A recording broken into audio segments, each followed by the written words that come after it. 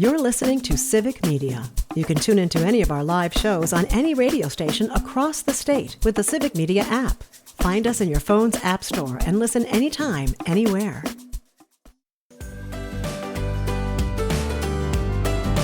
Welcome to Amicus, a law review with Jim Santelle, Civic Media's weekly review and discussion of some of the most significant news stories in the areas of law, government, courts, and the aspiration for justice. And now, here's your host, Jim Santelle. This is Amicus, a law review on the broadcast stations of Civic Media. My name is Jim Santelle. I am your host this hour and next hour as well, this Labor Day weekend 2025. So very pleased and honored as always that you have chosen to spend some of this important weekend when we recognize the significant contributions of labor to our history, our lives, and our livelihoods. It is also a time of great activity by our federal courts. Who thought that at the last days of summer 2025, we would have all of this activity in our federal district courts, our appellate courts, and yes, indeed, here on Amicus, this hour and next hour, we are going to talk with you about some of these major decisions coming out of our trial courts and our appellate courts. And that discussion necessarily, importantly, includes you as well, inviting you as always to be a part of our discussion, our examination, our analysis of what is going on in the areas of the rule of law and the administration of justice, and yes, the government operation that is part and parcel of all of that. You can do that. You can be a part of the discussion by calling my producer and me. Max is his name. That number is 855-752-4842. Once again, that's 855-752-4842. You can also drop a comment, a question, an inquiry, an observation about any of these things on our extensive but achievable syllabus this weekend. You can do that by dropping those questions into the chat box here on Amicus, a law review. Civic Media is the way to get in touch with us. Be a part of our discussion this hour and next hour as well. What is going to animate that discussion this hour and also in the second hour of our broadcast? It is a lot, as we often say on this broadcast, and indeed, it has been a week when federal district court judges and federal appeals court judges, especially at the end of this calendar week, have done a lot in the areas of law and government and the rule of law. Many of these topics, many of these issues visited before, once again back in the news, some of them the top headlines, some of them a little less so, but no less important to understanding what's going on these days in America, on the face of our planet. It involves immigration, it involves tariffs, it involves the basic due process rights of people in our nation. It involves a lot of issues that we have talked about before here on Amicus, a law review. Going to revisit some of those. Also going to spend some time necessarily talking about civics. We often engage here on our broadcast in aspects of law school, and indeed this weekend is no exception to that. We need to go back and talk about where some of these courts are, what the authority is that they have to act in these areas, and what their constitutional predicates are. All of that to understanding what they have done in just the past several days here in the United States of America. Let me give you a sense of what that syllabus, again, ambitious but achievable, looks like in this edition of Amicus, a law review. We're going to begin with the big news story. You have seen it. It is across the headlines, which is tariffs. And yes, it relates to what the president has been doing for much of his term, one of his landmark actions as the chief executive of our nation, imposing, rescinding, withdrawing, postponing, and reimposing tariffs of various kinds. That has been in the news a lot. You may recall well that we also talked about a fairly obscure decision by a non-obscure court not too long ago to tell him he can't be doing any of that. Well, it turns out that there's a federal court, a federal appeals court, that reviewed that lower court decision, and late this past week, just on Friday, a major blockbuster decision telling the president of the United States of America that with respect to the great majority of the things that he has been doing with respect to tariffs, no can do, no constitutional basis to do it. The statutory invocation that he and his advisors have pursued is invalid. It's a huge rebuke. It is a huge pushback on what the president can and cannot do legally. We're going to talk about that case coming out of the federal circuit. And yes, we're going to talk about what that is, where it comes from, and what its authority is to make this major decision grabbing headlines again this weekend as we are celebrating and observing Labor Day. Also much impacted, of course, by these tariffs. That's number one of 5, perhaps 6 different cases coming out of our appeals court. There's something coming out of the Ninth Circuit. We also visited this in the past involving temporary protected status. The Ninth Circuit Court of Appeals once again telling the president that he cannot rescind an order of the prior administration involving the invocation of the congressionally approved TPS, temporary protected status. We'll tell you what the Ninth Circuit Court of Appeals did just late this past week.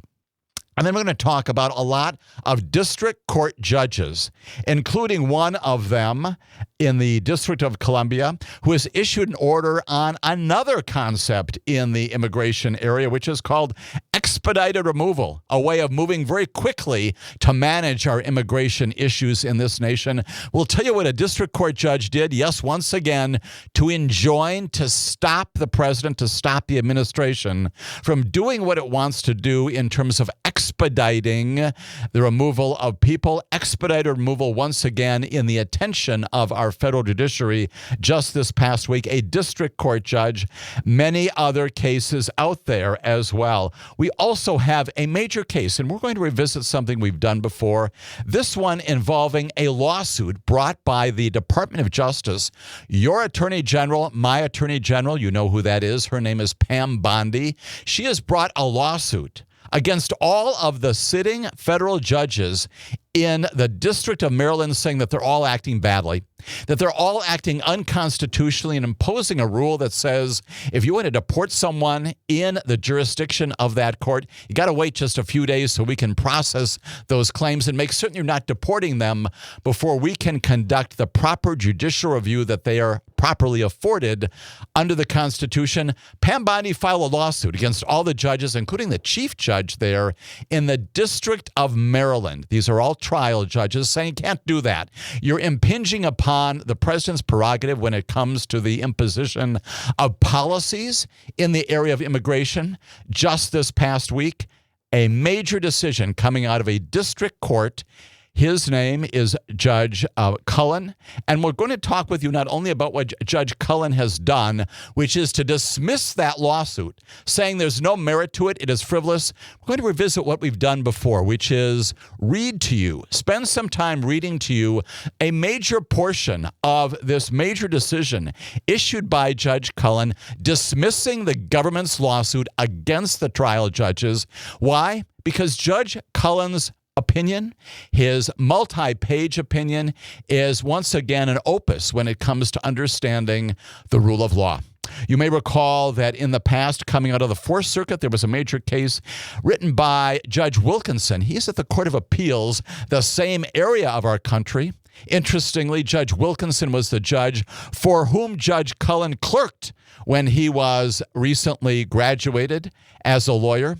Judge Cullen now issuing an order which is very much reminiscent of Judge Wilkinson's order of this past spring, which we read at great length because of its significance in articulating the rule of law in America. We're going to do the same with respect to what Judge Cullen has done, because the things that he says about the interplay between the branches of government, the respect that branches of government need to have for each other, the disappointments that branches of government often have in the conduct of the others, and yet the affirmation that judges do have a role and that they cannot simply be sued to stop them from doing as the government, as Pam Bondi, as the president wanted, cannot be sued simply because you don't like what they're doing in terms of processing the cases in front of them. It is a big deal. It's a major decision coming out of Judge Cullen's court. He's actually a judge from Western Virginia,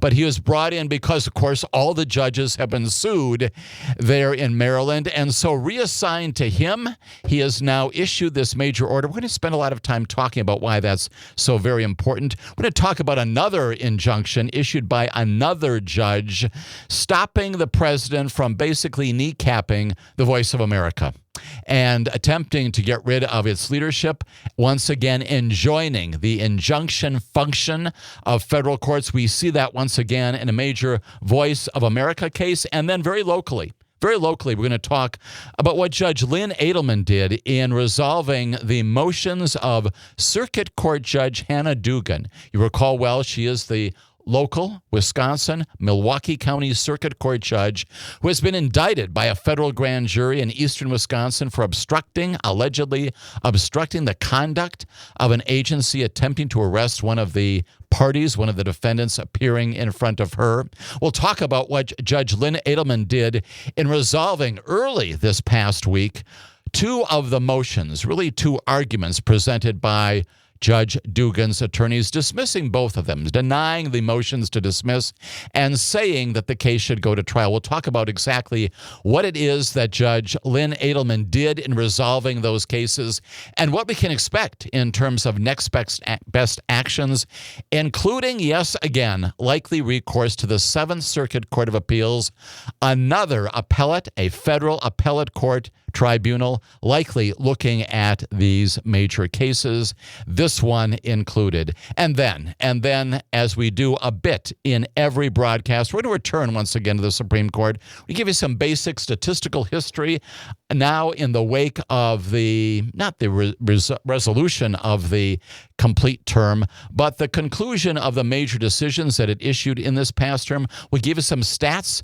on what the Supreme Court has done, and then once again talk about some of the cases in front of the Supreme Court just 5 weeks away. 5 weeks from this coming Monday, the Supreme Court once again back in action. The 2025-2026 term of the United States Supreme Court, already 32 cases already on its docket, many more going to be a part of that docket. The Supreme Court likely going to be inviting in more cases, but we'll talk about some of the kinds of things the Supreme Court already has on its docket. Yes, arguably, although not certainly yet, a challenge to the same-sex marriage decisions of Obergefell of many years ago, affirming the constitutional right of same-sex couples to marry, not yet on the docket, but up for decision by the Supreme Court in terms of whether it will entertain a challenge to Obergefell. That's coming up in late September. But we do know other things on the Supreme Court docket, and those include things like the death penalty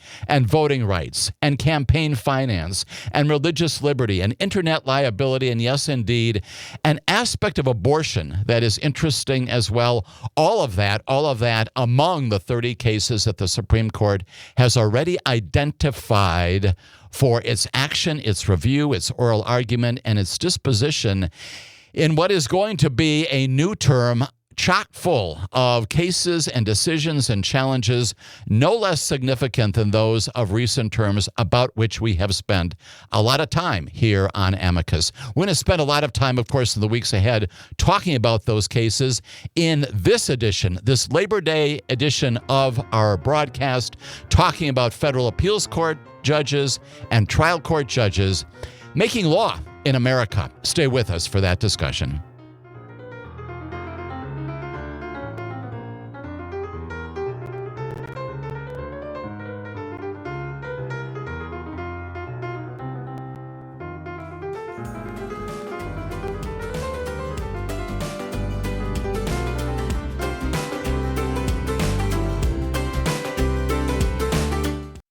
You're listening to Civic Media. Stay up to date on the latest news and information for your local community and Wisconsin by signing up for our free email newsletter. Visit civicmedia.us/email to get started.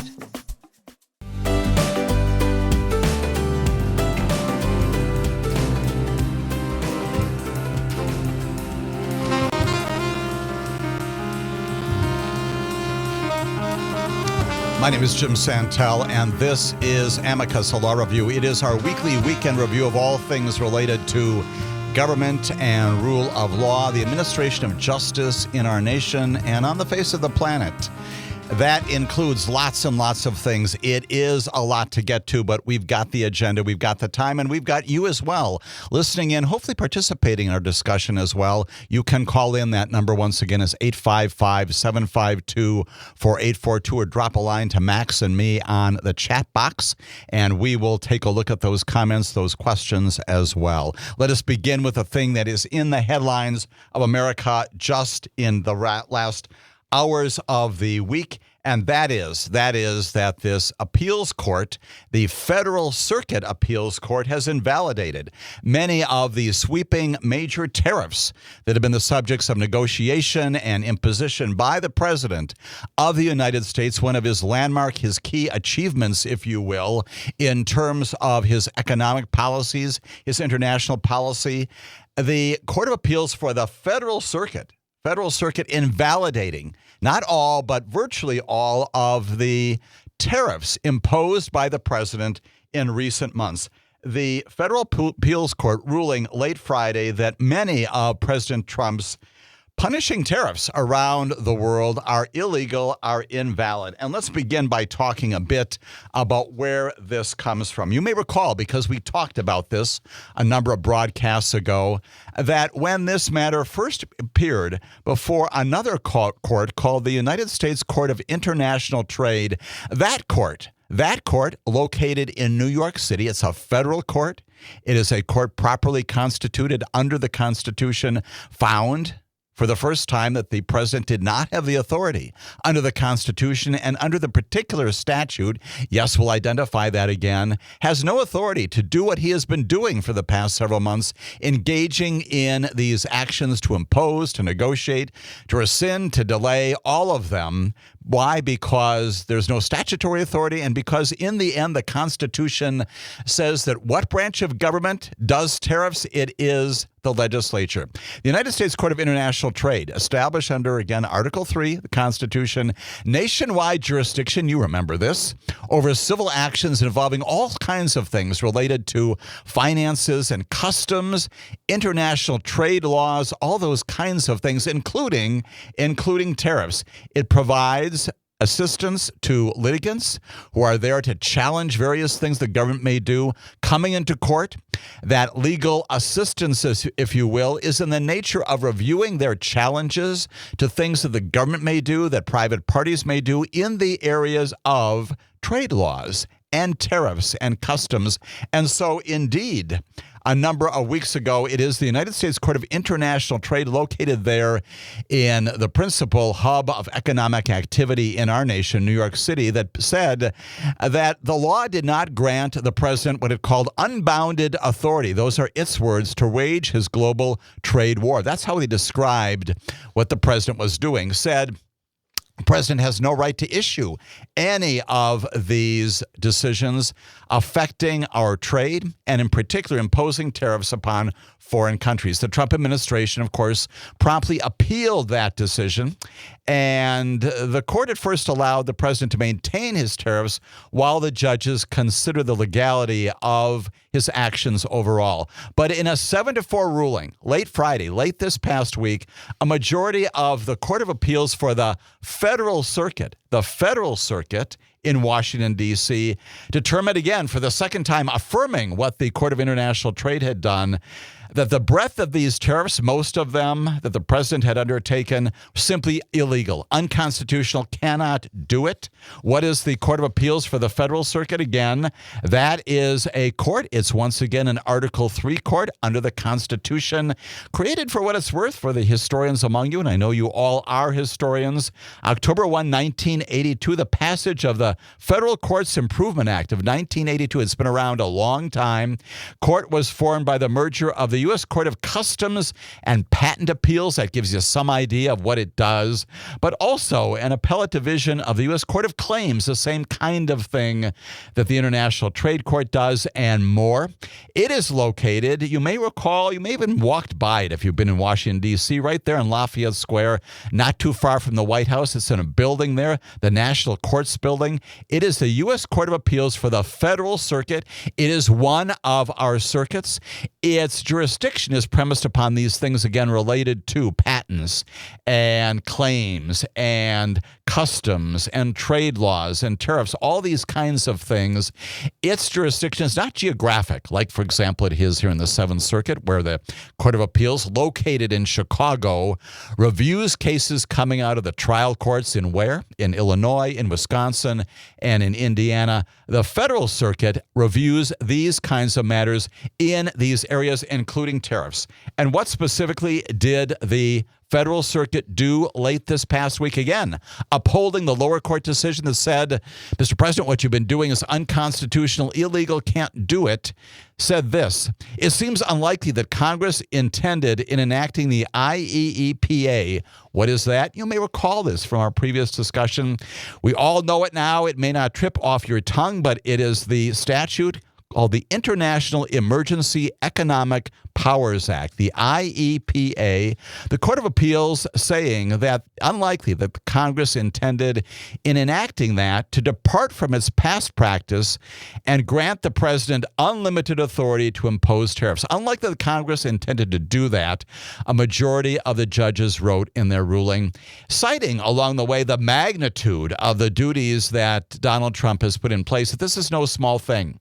And according to the Court of Appeals, once again, can't do it. The president had invoked this economic emergency law to tax imports by imposing these levies, these tariffs. And during the first term, his advisors had indicated that IEEPA was probably not available. He decided to go ahead in the second term. Court of Appeals now saying can't do it. When we come back, I'll tell you more about that decision, what the consequences of that are. And then we'll talk about other appeals court judges, other district court judges acting in the area of rule of law. Stay with us for that important review.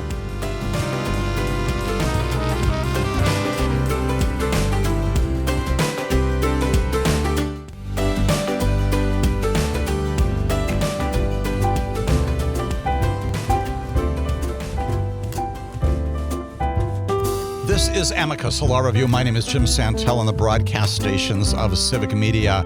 We have got a lot of things in the area of rule of law to discuss, to engage with you on in this broadcast, this hour and the second hour, as well as always inviting your comments, especially your questions or inquiries, because as I say with increasing frequency, it's a lot. It's a lot to consume. It's a lot to keep straight, including some of the things that we necessarily need to understand these days in America, including something called the International Emergency Economic Powers Act, or the IEEPA.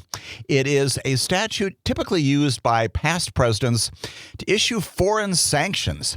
And the question is whether or not it can also be invoked by the current president to impose or levy these broad tariffs. And the answer, both from the Court of International Trade a number of weeks ago and now the U.S. Court of Appeals for the Federal Circuit, is no. Can't do this, Mr. President. Cannot invoke that particular statute. Why? In part because, as the courts have said, doesn't make any reference to tariffs. None at all. What does refer to tariffs is a thing called the Constitution, and that establishes in the legislature, not the executive branch, the authority to impose levies and tariffs of the sort that you are pursuing. And so a major blow to the economic decisions, these international decisions, at a time when we know even this weekend that India is meeting with Russia and China, in part because of the tariffs imposed upon it by our government. At that time, this opinion has major implications for our international status on the face of this planet. The court's decision, once again, centers on these tariffs that Donald Trump began in April. He referred to this, as you may recall, as Liberation Day, imposing these reciprocal tariffs of up to 50% on some countries with which the United States ran a trade deficit, 10% baseline tariffs on almost everybody else. He suspended those, he reinvoked those. You know the history on all of this. But in the end, because of their dissatisfaction with the effect of those tariffs, some states and especially some small business owners dramatically affected by these tariffs, now celebrating these decisions, including the decision of the Federal Circuit saying you can't do this, Mr. President. Celebrating this decision brought this litigation challenging what he was doing. The U.S. Constitution, we all know, gives Congress the power to set taxes, including tariffs. It is explicit, and that's the basis upon which the Federal Circuit said no. Lawmakers have gradually, admittedly, let some presidents assume some more power in these areas. The court challenge does not implicate the other Trump tariffs, including levies on foreign steel and on aluminum and automobiles that the president imposed after the Commerce Department it concluded that those imports were threats to national security, so a different kind of invocation. Likewise, the order does not include tariffs that the president imposed on China. In his first term, President Biden kept those in place after a government investigation concluded that the Chinese had used unfair practices to give their own tech firms an edge. A rivalry with the United States of America. So some exclusions. These are not across the board, but the great majority of the tariffs, again, imposed by the president in the wake of so-called Liberation Day, no longer valid if they ever were. And so, claiming this extraordinary power, the president now has a major problem on his hand, and in particular, trying to explain to foreign countries how his power continues to be in place. The administration argued that the past had indicated to him, including some things that President Nixon had done, that the language does in fact permit him to do just this. But again, in May, the U.S. Court of International Trade, again located in New York, said that these tariffs exceed any authority granted the president.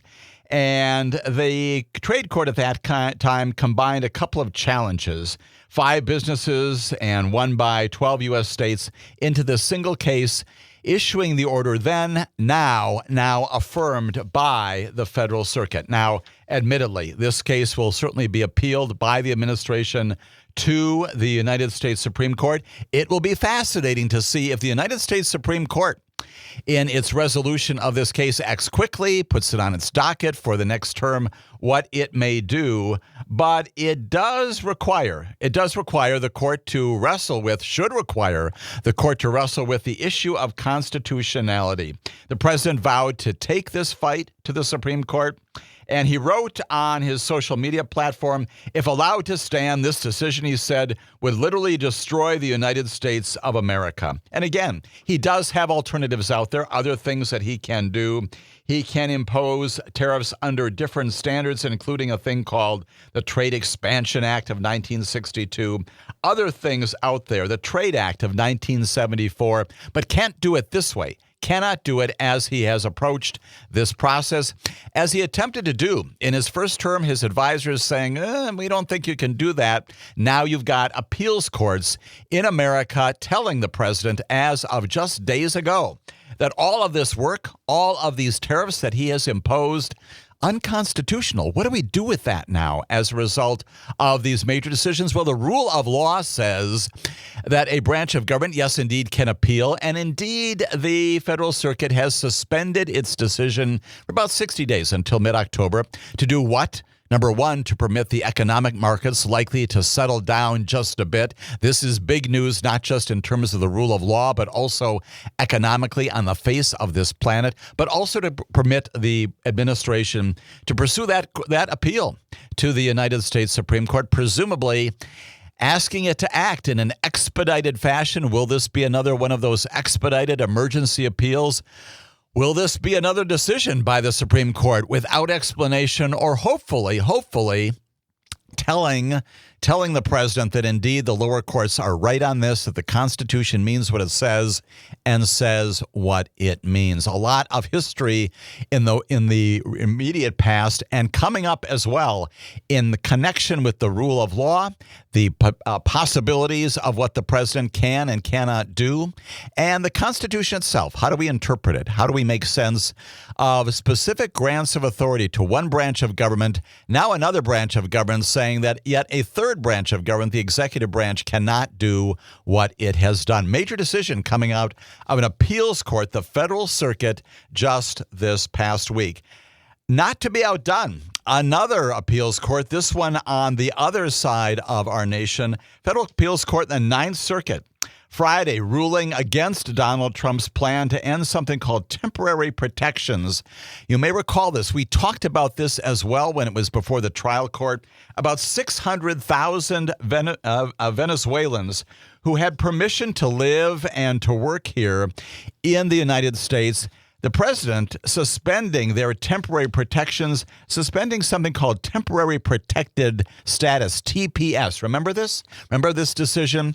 And the Court of Appeals for the Ninth Circuit, a three-judge panel, saying that the Homeland Security Secretary, Kristi Noem, just this past week, has no authority to vacate or set aside a prior extension of that TPS status, that temporary protected status, because once again, the law says you can't do it. The governing statute written by Congress simply does not permit it, Mr. President, does not permit that, Secretary Noem.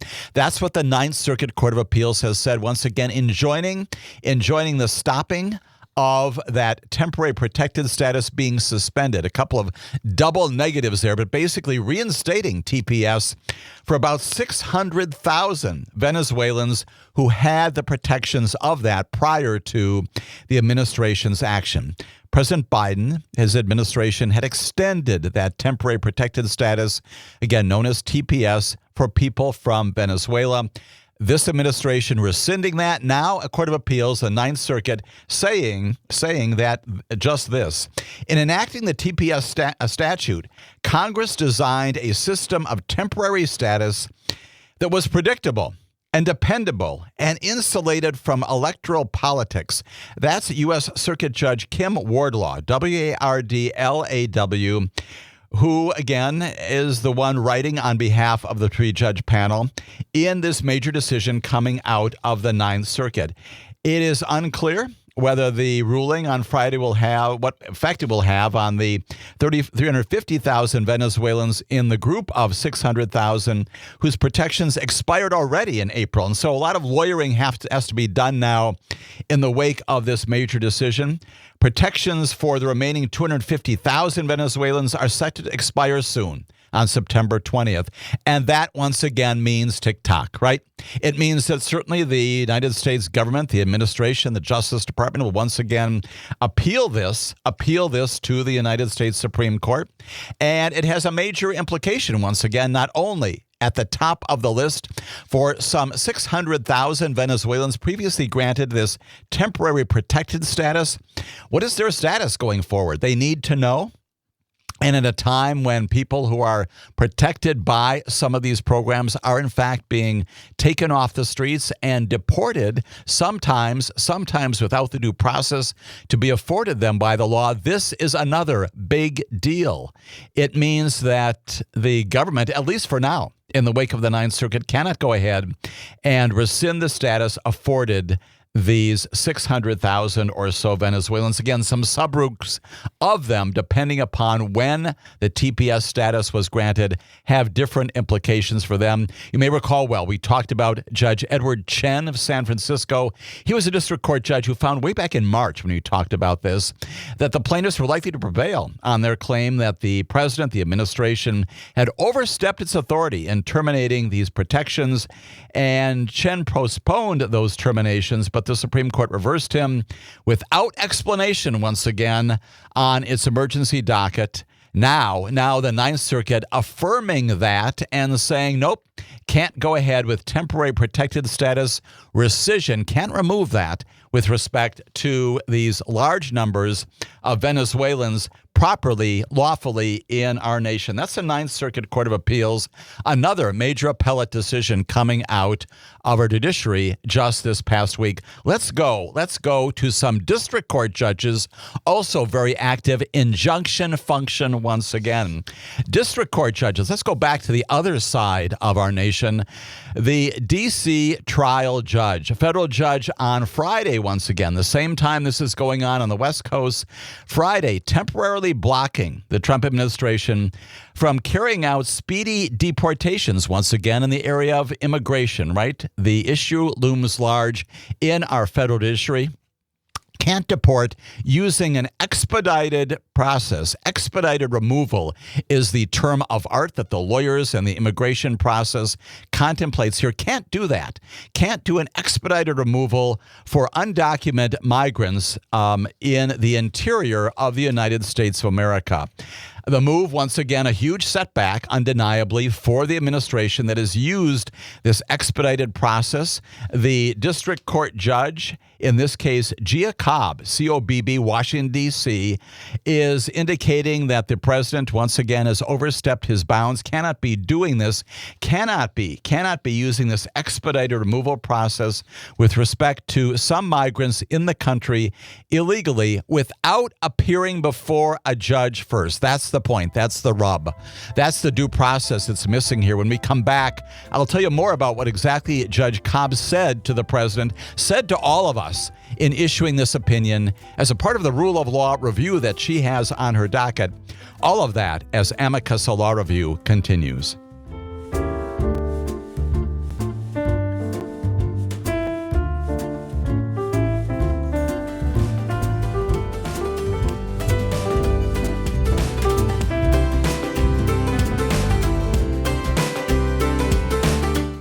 You're listening to Civic Media. Find the latest news, information, and archives of all your favorite shows on the Civic Media website, civicmedia.us.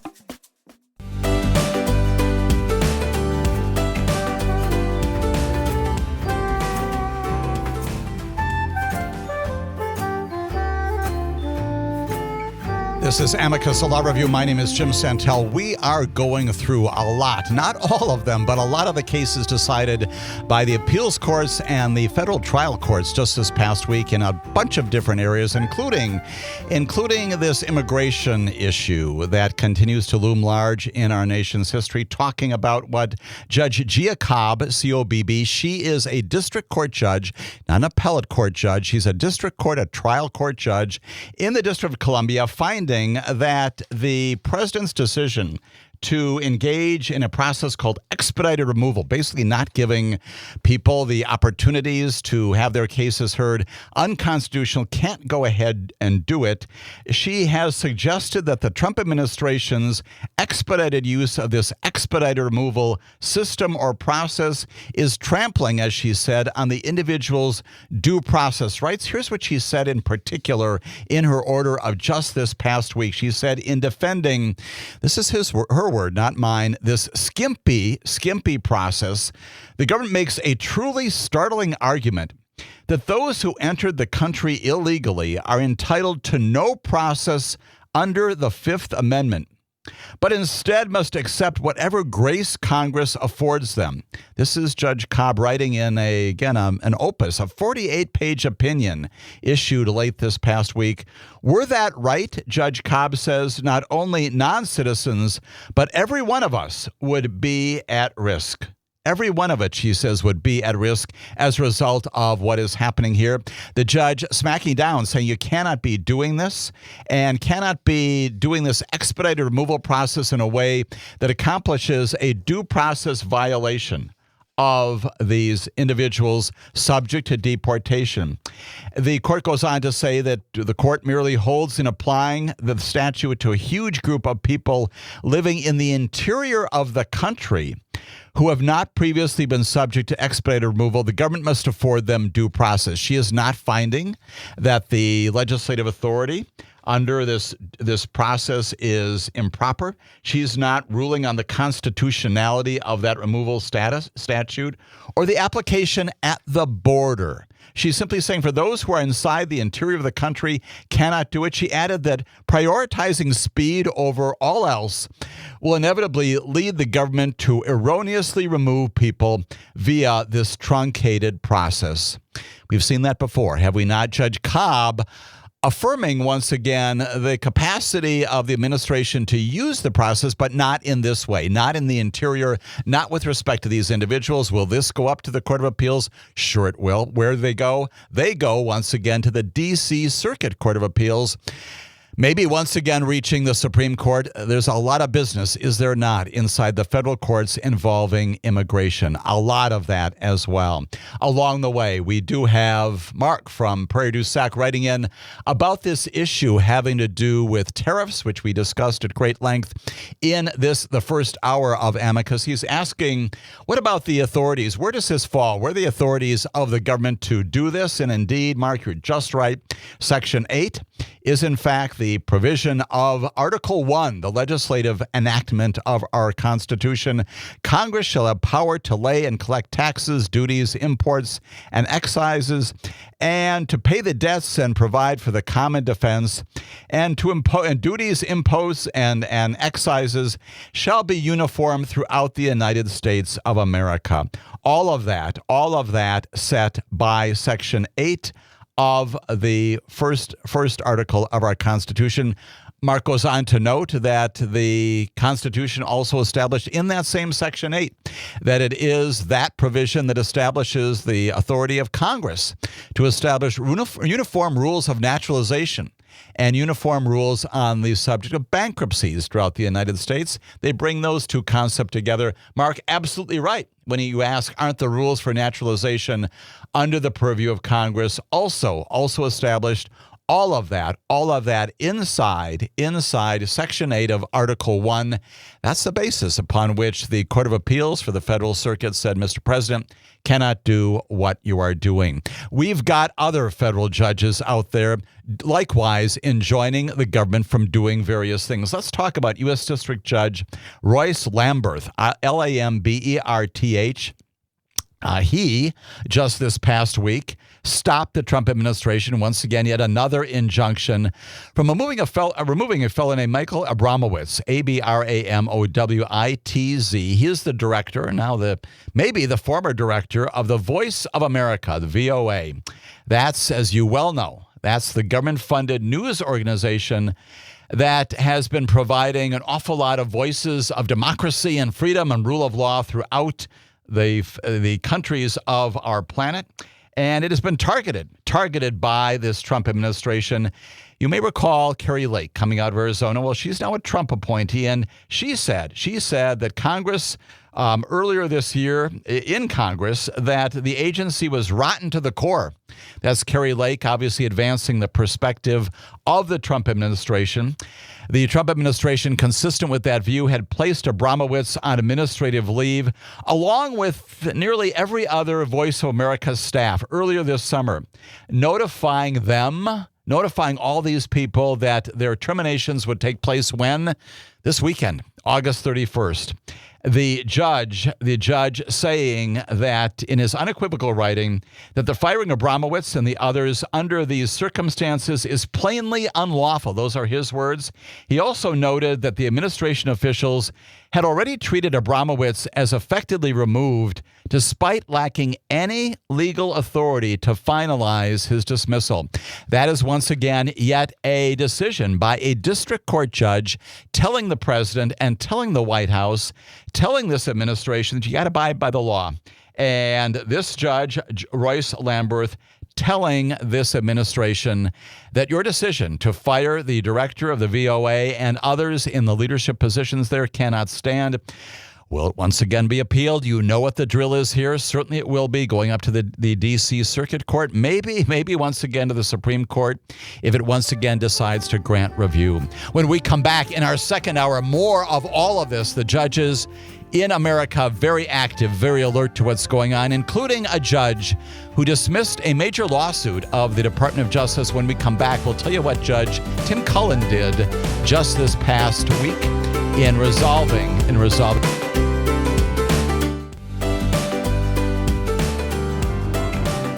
Welcome to Amicus, a law review with Jim Santelle, Civic Media's weekly review and discussion of some of the most significant news stories in the areas of law, government, courts, and the aspiration for justice. And now, here's your host, Jim Santelle.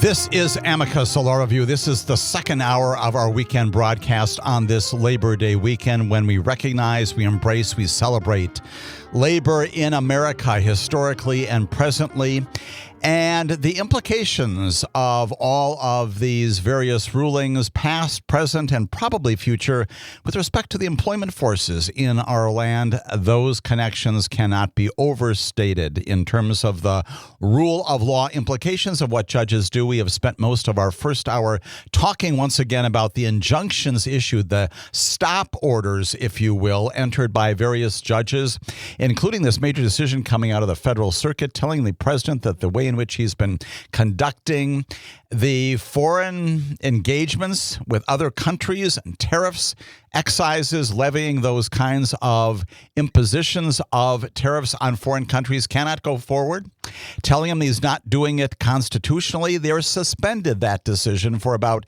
60 days or so to give him an opportunity to appeal that to the United States Supreme Court, but also sending some major shockwaves across the planet with respect to the economic implications of the person who is engaging in foreign negotiation on these tariffs.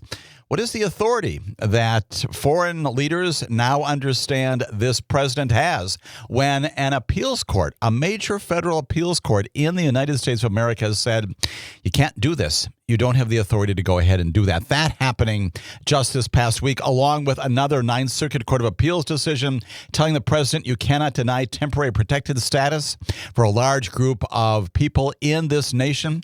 Another district court judge saying you can't engage in expedited removal with respect to yet another group of people. Another appeals court out there also doing other things during the course of this past week, which we will get to in just a moment or so. A district court, again, entering an injunction against the president, directing him, telling him he cannot terminate the employment of the leadership of the Voice of America. All those things happening this past week in the United States of America. A couple of other major decisions by district courts, which we will now get to as a part of our second hour here on Amicus. As always, inviting your comments and questions, 844-752-4842, 855-752-4842. Also dropping comments into our chat line. Two district court decisions of significant note, one of them very local, one of them having to do with the charges that were brought by a grand jury, by the U.S. Attorney's Office, by the Department of Justice against sitting Judge Hannah Dugan. You know what this is all about, the charges against her, that she had obstructed the conduct, the activity of federal agents in attempting to arrest someone in her courtroom in a proceeding of many months ago now. The indictment challenged by Judge Dugan on two bases. One, that it's in violation of the 10th Amendment, and also that she is judicially immune. Two very interesting arguments at the top of the litigation docket here. Even before you get to the merits of this, whether the case can proceed at all under basic constitutional principles and immunity principles. And you may recall well what these are all about. The 10th Amendment basically deciding that between the states and the federal government, those things that are not expressly articulated in the Constitution to the federal government are reserved to the states.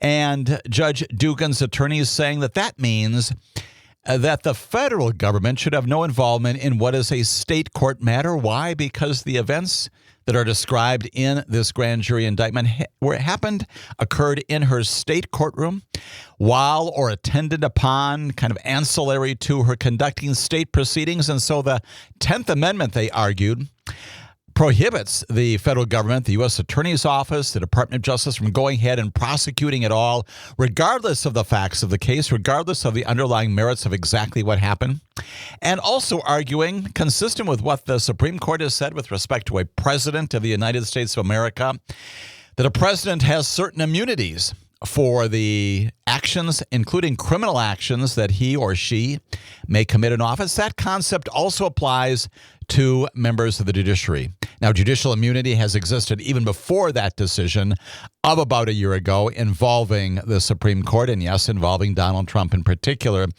Invoking both judicial immunity and the 10th Amendment, the magistrate judge, her name is Nancy Joseph, not too long ago entered a recommendation to the trial court saying, based upon all sorts of considerations under both of those arguments, recommending to Judge Lynn Edelman, who is the trial judge presiding over this case, that he not grant the motion on either ground, that both of them, while interesting to talk about and significant in terms of threshold issues, none of them should prevent the government from going ahead and trying this case. And just this past week, Lynn Edelman, again, the trial judge, who at least at the district court level has the final say, maybe not ultimately the final say, but at the trial court level, he agrees with the magistrate judge, and he says this: there is no basis for granting immunity to Judge Hannah Dugan simply because some of the allegations in the indictment describe conduct that could be considered part of the judge's job. In other words, because they're intermingled doesn't mean that the government can't go ahead and prosecute, even if there are things that are judicial in nature that are also mixed in with things that may be criminal in nature. He wrote, as the magistrate judge noted, the same is true in bribery prosecutions, concededly valid, where the judges were prosecuted for performing official acts intertwined with bribery. Now, this is not a bribery case, but the judge is using that as an analogy to explain how the confluence, the bringing together of both official duties and maybe arguably charged criminal conduct makes it impossible to untangle those things and therefore find that the judge is immune from prosecution.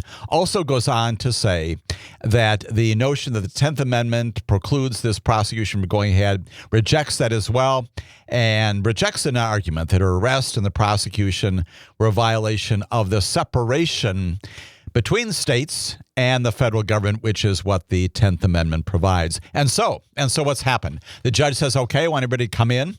I'm conducting a hearing, he said, this coming week. That's going to be September 3rd, 11 a.m. at the federal courthouse.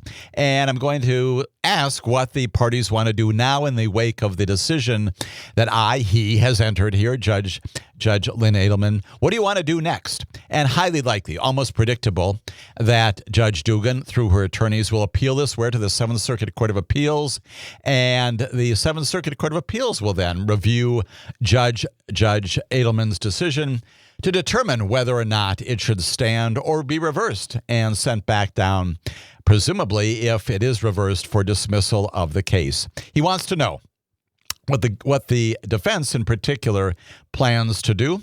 And of course, if it goes to the 7th Circuit, highly likely, as it will do, that this case will not be tried anytime in this calendar year. 7th Circuit will take this up, presumably ask for briefs on this, some oral argument, maybe as soon as later this year, maybe into 2026. But assuming an appeal of this major decision coming out of Judge Edelman's courtroom, not likely that this case will go to trial, if at all, anytime this year, maybe in 2026, depending upon what the Court of Appeals does, could be dismissed or could move on to trial by a jury. And that's basically what the judge is saying. I want this case to go to trial. Let the jury figure out what the facts of this case are all about. And that's the final important point to take away from this. These are jurisdictional arguments.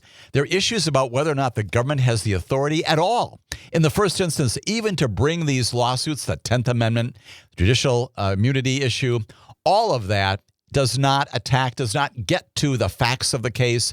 That's what the judge says he anticipates doing here, having a trial and letting a trial jury, a group of 12 people, unanimously, or perhaps not, coming to a conclusion about the guilt or the lack of guilt here by the defendant as charged in this indictment. Again, Hannah Dugan presumed innocent until proven guilty by the government. It's important always to reaffirm that fundamental notion as we talk about these cases. This one now presumably heading to the Seventh Circuit for review of what the judge has done.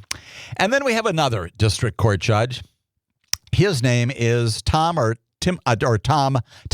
Cullen, not Tim Cullen.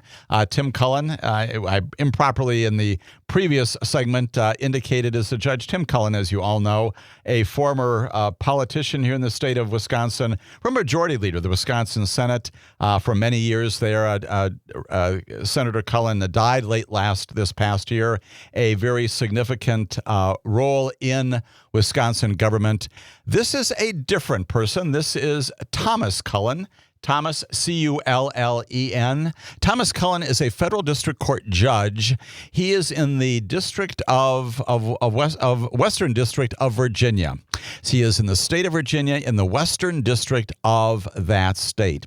And he, this past week, issued, again, as a trial court judge, a decision in a major matter pending in Maryland. And you may think, well, how is that happening? What's going on here? Well, it turns out, you may recall, we reported on this also in this broadcast a number of weeks ago, that the Attorney General, upset about what the chief judge in the District of Maryland had done in connection with his management of some of the many immigration cases pending there in front of him and other district court judges, had imposed what basically is a 2-day period, a 2 business day period before the federal government can deport anyone if those petitioners are seeking review in the trial courts, basically letting the trial courts get a little bit of a breather to figure out whether or not the case should be heard, to give the parties an opportunity to file their briefs before the government can go ahead and simply deport someone if they are seeking review by a trial court judge in Maryland. The rule was that the individuals can't be removed, their legal status cannot be altered. Any alien detainee who had filed a petition for what? For habeas corpus in that district, got to give them at least 2 days before you can deport them, prohibiting the government from removing those federal detainees before a judge has an opportunity to review their cases. That's what the district court chief judge, his name is George Russell, R-U-S-S-E-L, of the U.S. District Court for the District of Maryland. He enters those orders, and it applies to all of the trial judges in Maryland, including, significantly, a judge. We've talked about her a lot. Her name is Paula Zinnis, X-I-N-I-S. She is the one who has been and continues just this past week to preside over the case involving Kilmar Abrego Garcia. She has entered orders, as you know, for many, many months now, including an order now directing the government not to deport him while matters are pending, not just in Tennessee, but also in front of her. It's a lot. There are a lot of things going on there. She is one of those judges in Maryland presiding over an immigration case in a situation where the federal government, the U.S. Department of Justice, Department of Homeland Security, is seeking to deport, remove from this country individuals like Abrego Garcia and others. The trial court, the chief judge there, is saying, before you can do anything here with respect to anybody, give us 2 days. Let's figure this out. Let's not have any premature deportations of any of these people.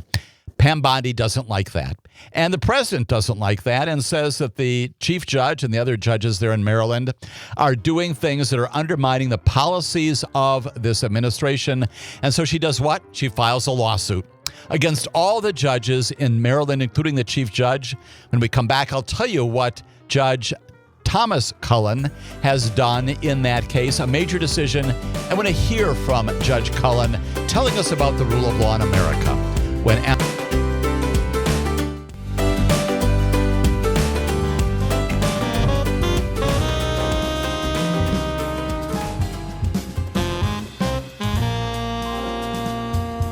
This is Amicus, a law review. My name is Jim Santelle. We are talking now about a major district court decision. A major district court decision entered by federal District Court Judge Thomas Cullen, C-U-L-L-E-N. He is presiding, even though he is located and he has jurisdiction in the state of Virginia, Western Virginia. He's presiding over this case pending in the District of Maryland. Why? Because all of the judges sued by your federal government, sued by Pam Bondi, inappropriately, frivolously, as we'll note in just a moment or so. None of them, of course, can preside over a case in which they themselves are parties, and indeed that's how Pam Bondi captions the case, United States of America and others, against Chief Judge George Russell, who entered this order with respect to the processing of immigration challenges, and all the other judges in Maryland. And so the case gets assigned to Thomas T. Cullen. He's U.S. District Judge, and he issues a 39-page opus, another judge issuing such a thing, saying that the lawsuit brought by the administration by Pam Bondi is frivolous, it's ridiculous, it's got no merit, should not have been brought at all, and telling the administration, in words that could not be clearer, that they're spending their time doing this kind of frivolous thing when in fact they know better, and they should know better. And lawyers in the Department of Justice, including our Attorney General, who's gone to law school, who's been a practicing attorney, was the Attorney General in Florida, should know better than to file this kind of lawsuit. Scathing 39-page ruling saying that this particular lawsuit is novel. He gives them that, but he also says it's potentially calamitous. And for that reason, he dismisses this case against all 15 federal judges who sit in Maryland no more. He says along the way that the name calling has also got to stop. He says that in recent months, this administration, and he's right about this, has described federal district court judges as left-wing, liberal, activist, radical, politically minded, rogue, unhinged, outrageous, overzealous, unconstitutional, crooked, and worse. Judge Cullen writes, and he says that's got to stop. And goes on to say a lot about what this case is about and what about the rule of law in America means. You may recall in one of our previous broadcasts that I read at length a very important opinion by a judge, an appeals court judge in the Fourth Circuit, which again has oversight over decisions by, for example, Maryland judges, Judge Harvey Wilkinson. Harvey Wilkinson wrote this amazing 9-page opinion in which he told us an awful lot about the interaction between the branches of government and urged that the executive branch stop doing these things like attacking the judicial branch.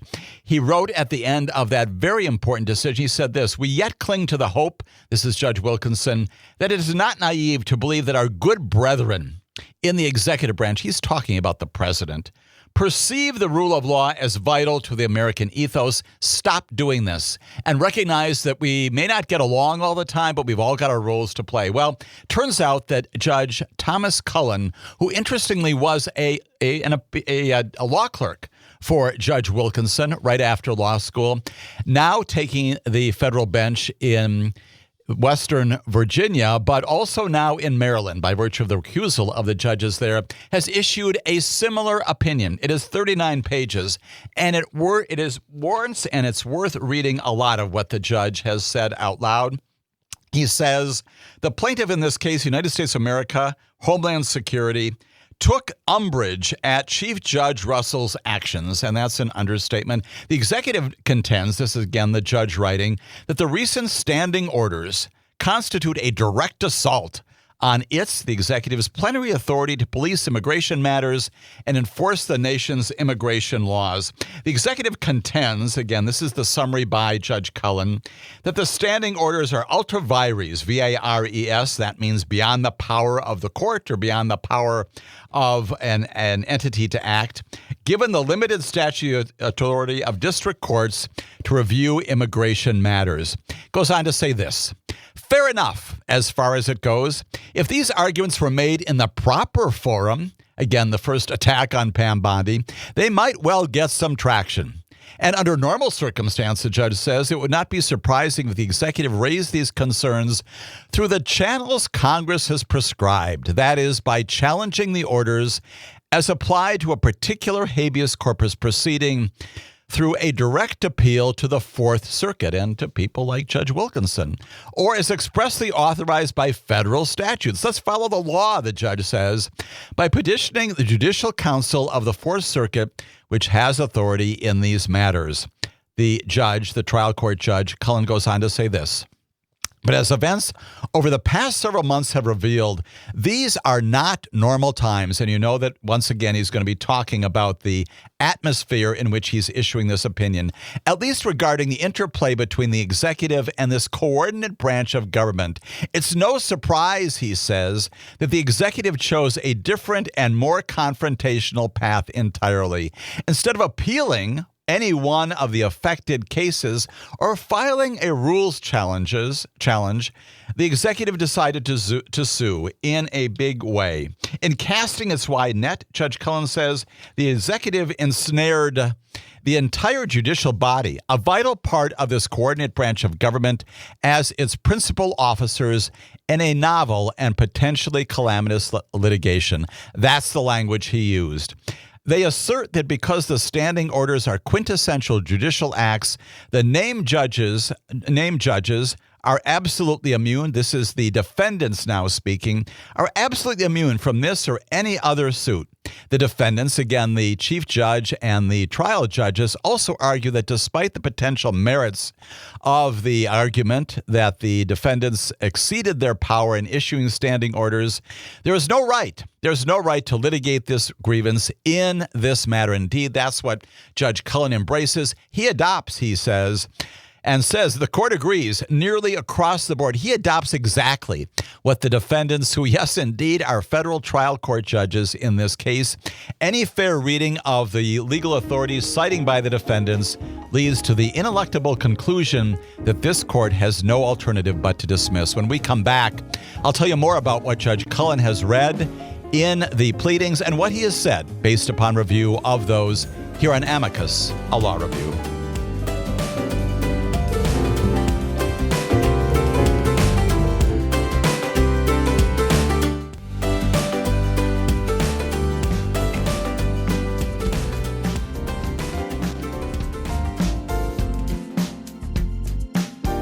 My name is Jim Santelle. This is Amicus, a law review. We are talking importantly in this broadcast, the second hour of our broadcast, about a major decision that has gotten some attention, but not enough attention from my perspective, because of the great schooling that a federal district court judge named Thomas Cullen does for all of us. He takes us all to law school. He takes us back to our civics courses and tells us how things work in the United States of America. And along the way, one of the other audiences for his major 39-page opinion is indeed President of the United States of America and the Attorney General of the United States of America, and anyone who thinks that the lawsuit of the sort that she has filed has merit. And along the way, Judge Cullen has some important things to say about what the government has done on your behalf, what the Department of Justice is doing. Here are the kinds of things that he writes. He says this: to start, this lawsuit, again, it's the lawsuit attacking and trying to stop the federal judiciary in the District of Maryland from doing some process to ensure that the decisions about immigration there are done in a logical and administratively coherent way. This lawsuit, he says, is extraordinarily unusual, his words. So before explaining, he says, the specific reasons for dismissal, this court takes a moment. Let me take a moment, he says, to ground itself in two simple but fundamental constitutional precepts that guide much of its analysis. First, he says, the executive branch, in case anybody needed to hear this, is not the sole sovereign in the United States of America.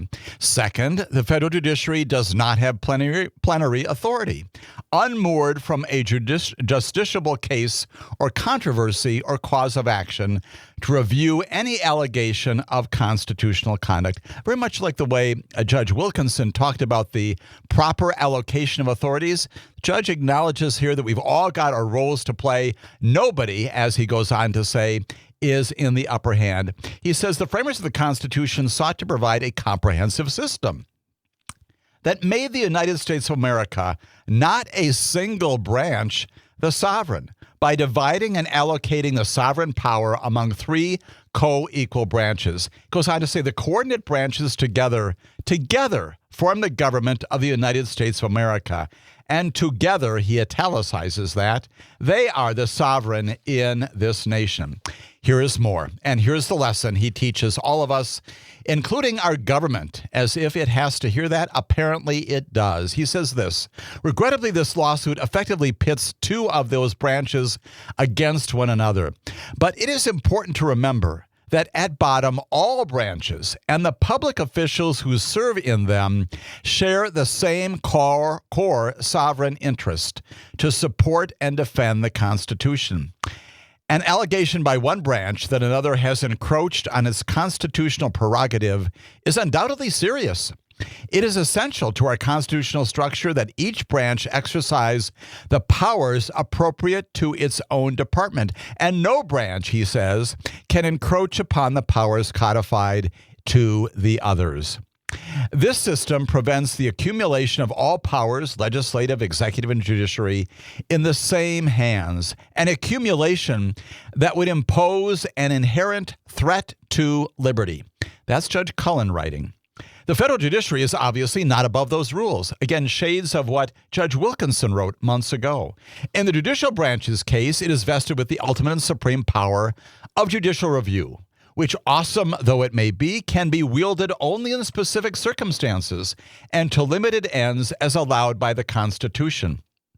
Among other constitutional prerequisites for the exercise of judicial power, the legislative branch must generally authorize it. This court, he goes on to say, can appreciate the executive's concern that the defendants, again, the judges attacked by this frivolous lawsuit, have encroached on its duty to police core matters of immigration. At this early stage, the judge writes, it accepts those allegations as true.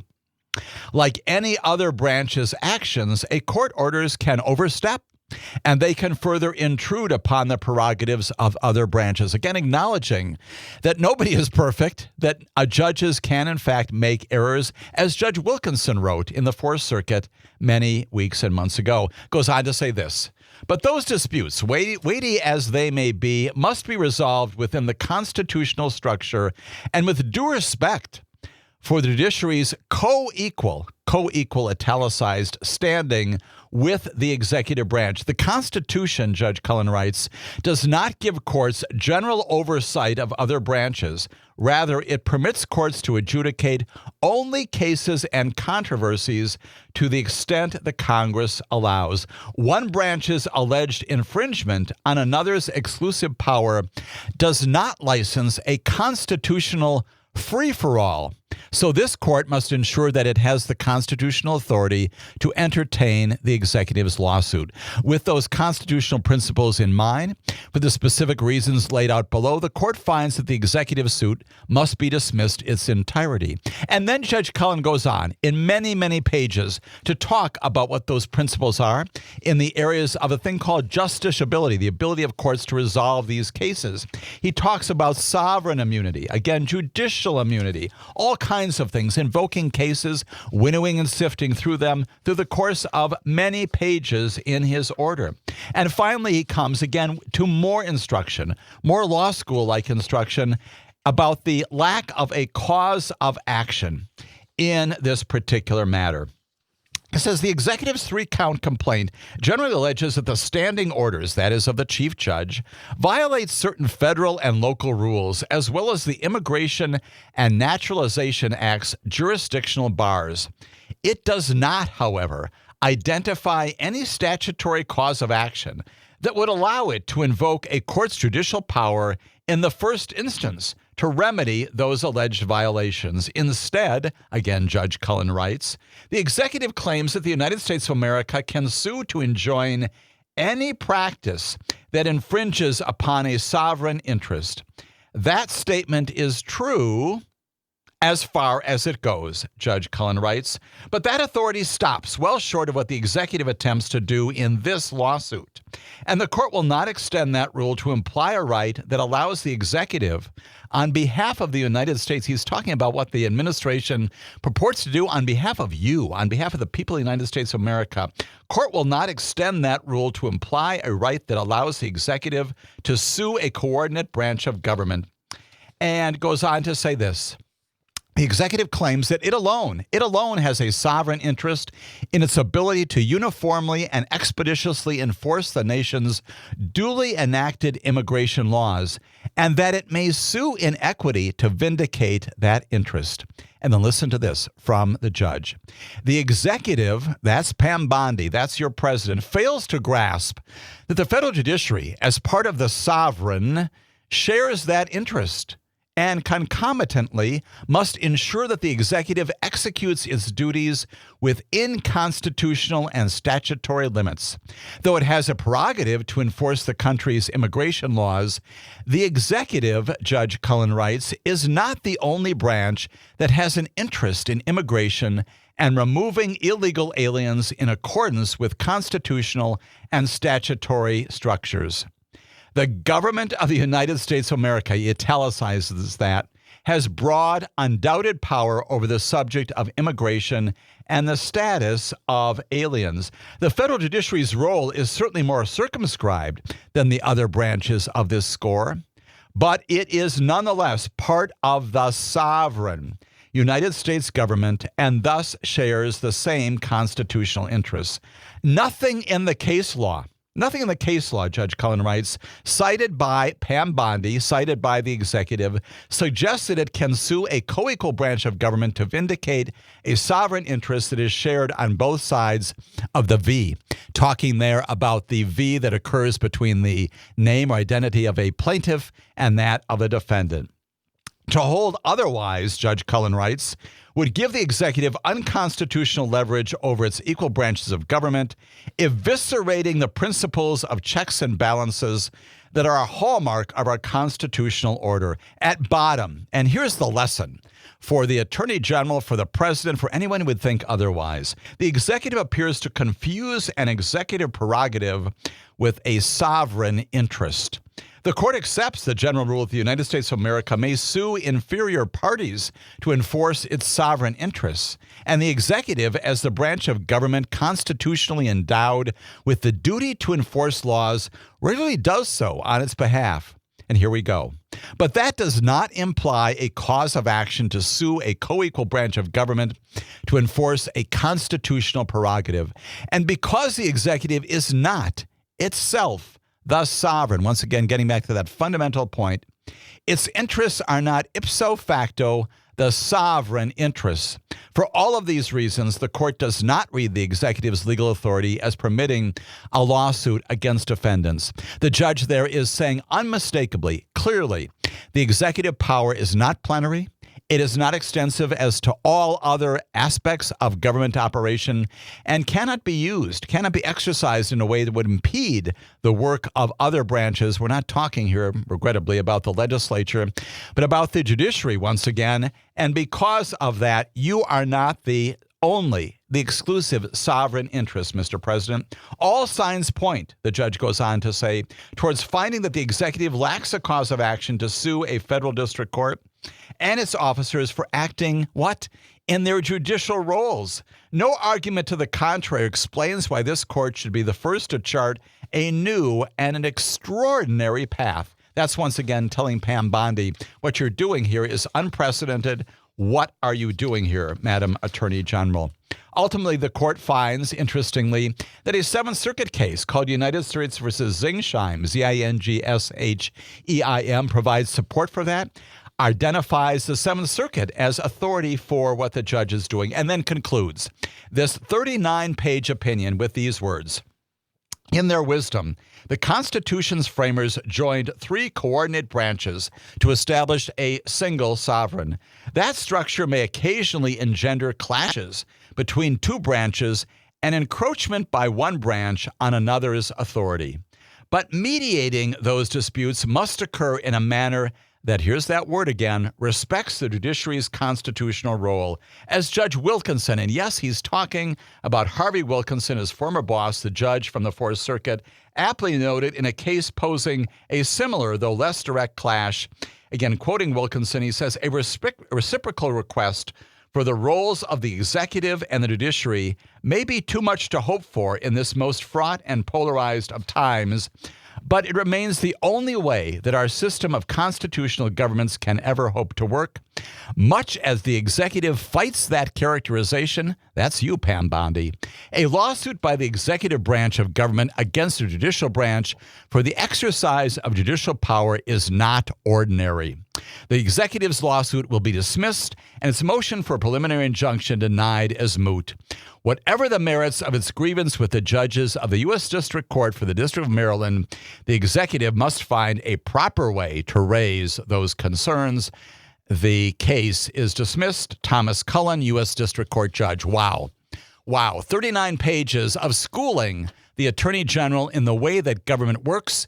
I hope that she is reading it. I hope she spends some time going to the White House at her next visit and spending some time talking with the president as well. He needs to hear this too, as does all America, about the rule of law in our nation in 2025 and beyond. When we come back, going back to the Supreme Court, let's talk about what it's doing in its coming term here on Amicus, a law review.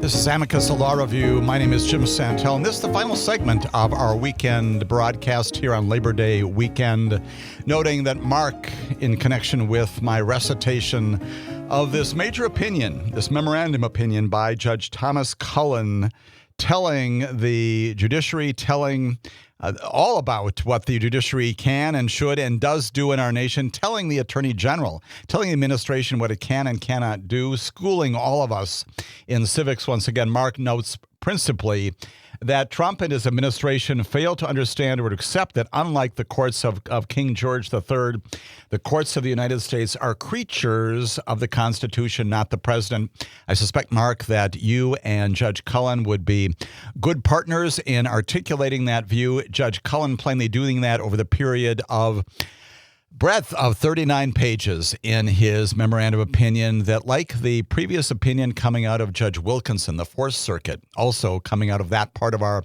nation's judiciary, a major statement about how our courts work, the roles that they play, and the important but limited role also of a co-equal branch of government, the executive. Commend the reading of that opinion. I've excerpted, frankly, a small portion of what Judge Cullen has said. It is an important writing on behalf of the judiciary. We know that the Supreme Court does the same thing. Whether we agree or disagree with what the Supreme Court does, they also issue, as you know well, lots of opinions, lots of writings, sometimes issuing opinions without those writings. That's the emergency docket, the shadow docket, about which we have complained with vigorous attention here on this broadcast. Let me give you some statistics about just this past term now that we're through with that. 67 cases decided by the Supreme Court in this past term. Doesn't include 3 cases that were dismissed as sort of improvidently granted. Supreme Court reversed 47 lower court decisions. That's almost 75% of the cases that it took, and it affirmed 16 decisions. The average reversal rate since 2007 during that entire period is 72%. 13 of the October 2024 term cases originated in the Fifth Circuit. The Fifth Circuit, we know that well, not surprising at all. Since 2007, the Supreme Court has issued 1,313 cases, reversing lower court decisions 72% of the time and affirming those about 27% of the time. Decided more cases coming out of the Ninth Circuit, about 247, than any other circuit. The second in line, coming up with great speed behind the Ninth Circuit, of course, the Fifth Circuit.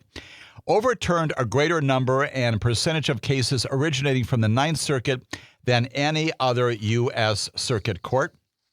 Interestingly, just from this past term, the 2024-2025 term, Chief Justice John Roberts was in the majority in 95% of those decisions, the most of any other justice. Brett Kavanaugh has the second highest frequency, 92%, and Ketanji Brown Jackson has the lowest frequency. She's most often in the dissenting group in the frequency in the majority at 72%. And that leads us to Ketanji Brown Jackson. You may recall that in our previous broadcast, we talked a lot about this other major decision coming out of a federal court just last week, ruling by 5-4. That is the Supreme Court ruling by 5-4.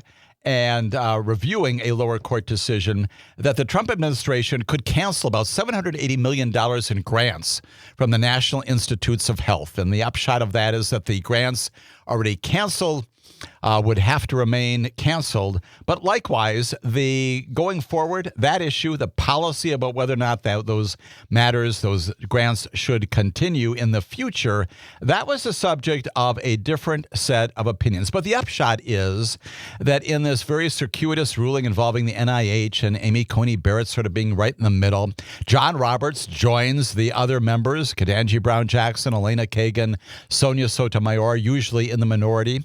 He forms the 4 of the 5-4 decision. And in the end, all that also prompts Ketanji Brown Jackson. Ketanji Brown Jackson, as I hinted during the course of our last broadcast, to talk about the ways in which, on the shadow docket, in other ways, it seems to her, and seems to an awful lot of people out there beyond just Ketanji Brown Jackson, when the administration goes before the Supreme Court, it wins. And indeed, in her dissent, in this NIH in which the government, the Trump administration, was permitted to go ahead to cancel $780 million in National Institutes of Health grants, this is what Ketanji Brown Jackson said, criticizing what she said were the recent tendencies, her words, of the Supreme Court to decide with the Trump administration. And she provided her remarks in what is plainly a very bitter dissent in this case involving the NIH. She went on to rebuke her colleagues for, as she called, lawmaking on the shadow docket, again, issuing opinions as here without explanations of why it is, for example, these grants can remain canceled. She says this is an unusual volume of fast, preliminary decision-making opinions. It has taken place, she talks about, related to hundreds of lawsuits that President Trump's administration has confronted. And then goes on to write this. She says, this is Calvin Ball jurisdiction with a twist. Calvin Ball has only one rule. There are no fixed rules. We seem to have 2. That one, and this administration always wins. Now, what the justice is referring to, of course, is Calvin Ball describing the practice of applying rules inconsistently for self-serving purposes. Yes, comes from the Calvin and Hobbes reference. As we continue to talk about the Supreme Court, which we will in our next edition here on Amicus, talking more about what's on the docket of the Supreme Court in its coming terms, coming up in just over a month, including a variety of issues that affect our lives and livelihoods. All of that coming up here on Amicus, a law review this weekend, Labor Day weekend. Ponder the role of our government, our rules of law, and the role of justice in America. Have a good weekend, everybody.